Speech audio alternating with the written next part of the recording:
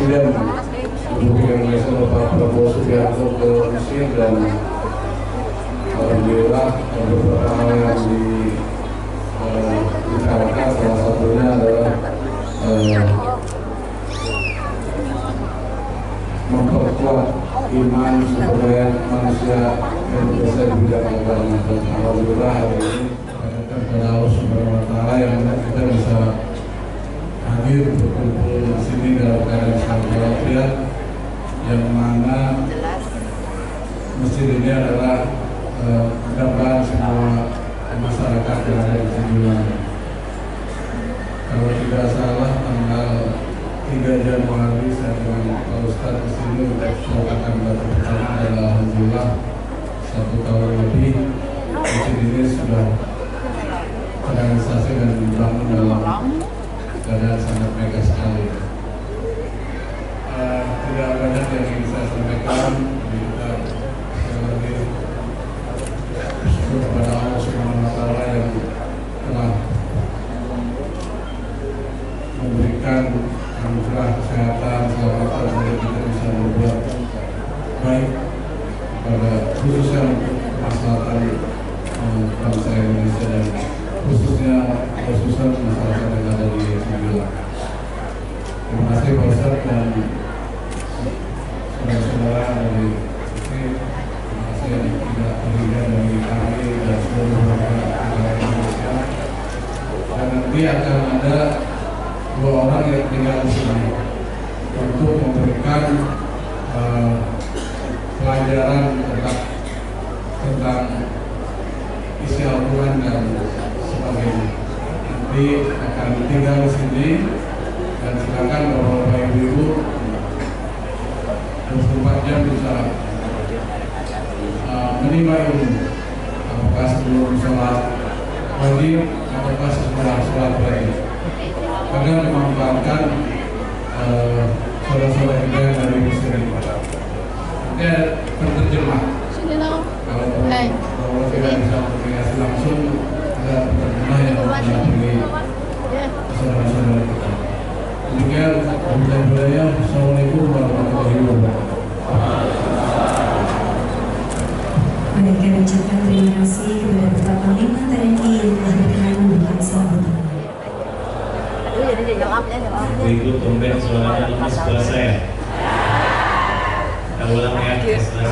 Assalamualaikum warahmatullahi wabarakatuh. Waalaikumsalam warahmatullahi wabarakatuh. Alhamdulillah, wassalatu wassalamu ala rasulillah nabiyyina wa sayyidina Muhammad ibn Abdillah wa ala alihi wa sahbihi wa dhurriyyatihi wa ummatihi wa man walah wa ba'd. Sayyidul ulama al-fadil al-masyayikh al-mawaqid min al-Azhar al-Sharif wa Darul Ifta al-Masriyah, kita sayangi, beriman sayang ini jarang saya tampilkan, tapi khusus untuk sosok ini saya hadirkan dalam pembukaan tausiah ini karena saya pribadi begitu menyayangi beliau sebelum jadi panglima, saat jadi panglima ini, dan mudah-mudahan tetap dipersatukan oleh Allah hingga kembali kepada Allah Subhanahu wa Ta'ala. Yang terbaik dari anak mudanya yang tumbuh berjuang di wilayah Cijulang ini, kita berikan doa terbaik untuk Bapak Jenderal TNI Agus Subianto, Panglima Tentara Nasional Indonesia, beserta istri tercinta dari beliau, dan juga ada ibunda dari istri beliau. Kita doakan mudah-mudahan keluarga besar beliau senantiasa dinaungi rahmat Allah Subhanahu wa Ta'ala. Amin. Kita hormati ada Pak Dirjen TNI saat ini Jenderal yang soleh karena namanya Pak Soleh, Muhammad Soleh Mustafa. Kita doakan beliau senantiasa diberikan kekuatan dan kebaikan oleh Allah Subhanahu wa Ta'ala. Para asbab dan seluruh keluarga besar TNI yang hadir saat ini bersamanya, saya mengikutkan penyebutannya pada Pak Panglima tadi, seluruh kolega beliau. Ini ada Pak Sultan dari peletakan batu pertama, tadi saya sebut beliau Thomas, diprotes, ini bukan Thomas Sultan. Thomas itu tokoh masyarakat. Jadi saya ingin mengangkat berpindah dari dunia artis kepada dunia ketokohan supaya vibes positifnya bisa muncul dalam kebaikan. Pak Andreas yang sangat luar biasa hadir juga membersamai. Kalau kita merasakan makna yang sejuk, tenang, indah, itu di antara kolega Pak Panglima dan Pak Andreas, juga beberapa yang lain hadir, dan yang saya cintai seluruh warga masyarakat yang asli sini Cijulang, boleh angkat tangan. Yang dari Ciamis selain Cijulang ada? Ada, Masya Allah. Jadi ini Pak Panglima karena juga kami umumkan acara Ba'da Zuhur, kemungkinan setelah zuhur ada yang baru datang juga ini. Bapak Ibu sekalian, karena ini tausiah bukan ceramah. Tausiah itu bahasa Arab yang artinya singkat, padat, jelas. Jadi nanti saya ingin singkat saja, kultum kuliah terserah antum. Nabi saat datang diperintah oleh Allah untuk berpindah dari Mekah ke Madinah dan tiba di Madinah, hal pertama yang beliau lakukan dan diperintahkan oleh Allah yaitu membangun masjid. Setelah mempersaudarakan masyarakat di Madinah yang tadinya terpecah, terkotak-kotak, banyak pertikaiannya kan jadi keluarga, dihimpun dalam satu tempat namanya masjid. Lalu orang-orang terbaik dicontohkan oleh Nabi menginfakkan harta terbaiknya, kemampuan terbaiknya, aset terbaiknya, benda terbaiknya untuk mewujudkan masjid itu. Dan wujudlah, jadilah masjid di masa itu. Orang sering salah mengutip. Kelihatannya ini masjid sederhana ya, masjid seadanya ya. Karena memang yang terbaik yang bisa dilakukan pada saat itu bentuknya demikian. Tapi yang jarang dikaji, jarang dibahas, bahasa kekinian jarang diviralkan, itu semua materi terbaik yang dimiliki yang kemudian diberikan untuk mewujudkan masjid itu. Sehingga pemberian terbaik itulah yang diviralkan dan dipuji oleh Allah Subhanahu wa taala dalam Al-Qur'an. Dengan turunnya surah ke-9 nanti surah At-Taubah, di antara ayatnya pujian kepada Masjid Quba dan kemudian diteruskan kepada Masjid Nabawi. La masjidun ussisa 'ala taqwa. Sungguh masjid yang didirikan dengan dasar takwa kepada Allah, yang dengan takwa itu semua yang terbaik ingin ditunjukkan, ingin diberikan. Bapak Ibu sekalian, dari mana takwa ini? Nah ini poin pentingnya. Jadi kalau ada wartawan boleh dikutip juga ini. Para sahabat meneruskan risalah takwa ini untuk membawa maknanya di era mereka kemudian hari setelah Nabi meninggal. Jadi ketika membuat masjid setelah Nabi meninggal, itu bukan fokus kepada bentuknya harus mirip dengan masjid Nabi, tidak. Tapi yang dibawa nilai takwanya. Bagaimana nilai takwa itu diwujudkan?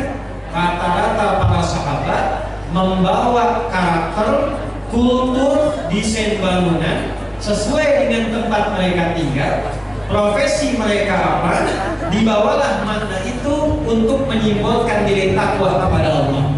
Jadi nanti kita akan temukan sahabat yang datang ke Persia melihat menara.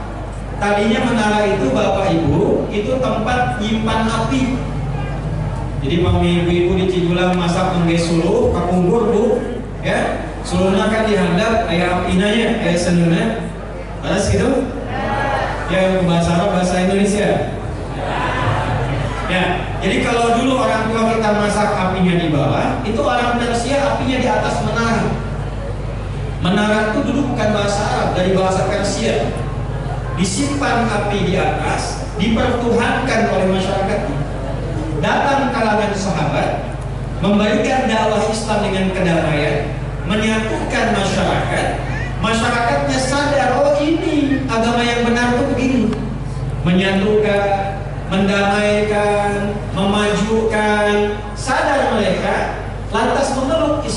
untuk mengabadikan itu dan mengambil nilai takwa, maka menara tadi yang tadinya tempat api dijadikan tempat yang kokoh di samping masjid, di atasnya kemudian yang tadinya tempat api dijadikan tempat adzan. Sekarang dialihkan jadi tempat toa, menaranya masih ada. Menara itu asalnya dari bahasa Arab manara, tempat api, narun api, manaratun tempatnya dulu api disimpan, sekarang menjadi tempat adzan, tempat meningkatkan takwa kepada Allah Subhanahu wa taala. Itu asal menara, Pak. Kemudian Romawi. Ketika Romawi itu kubah banyak. Dulu masjid Islam belum ada kubah. Kubah banyak, datang kemudian Islam. Islam datang bukan untuk menghancurkan arsitektur, bukan untuk menghilangkan karya. Diserap ke dalam nilai kubah itu, datang ke sana dengan ketawaduan, rendah hati, persatuan, sifat sosial berbagi, yang pintar mengajari yang kurang baik, yang kurang pengetahuan diajarkan oleh yang bagus-bagus. Maaf, yang kekurangan harta datang orang Islam dibantu supaya bisa berdagang dengan baik, sukses di keluarga, sehingga menerima Islam dengan baik, masuk Islam. Untuk menyatukan nilai Islam itu, maka masjid yang dibangun di wilayah Romawi, daerah Konstantinopel, itu kemudian dibangun arsitekturnya dengan menggunakan kubah di atasnya. Sekarang wilayah itu namanya Turki. Bul itu kota, Islam itu Islam. Jadi kota Islam tandanya kubah. Dalam bahasa lokal disebut dengan Istanbul. Tandanya kubah. Jadi asalnya menara itu bukan dari zaman Nabi.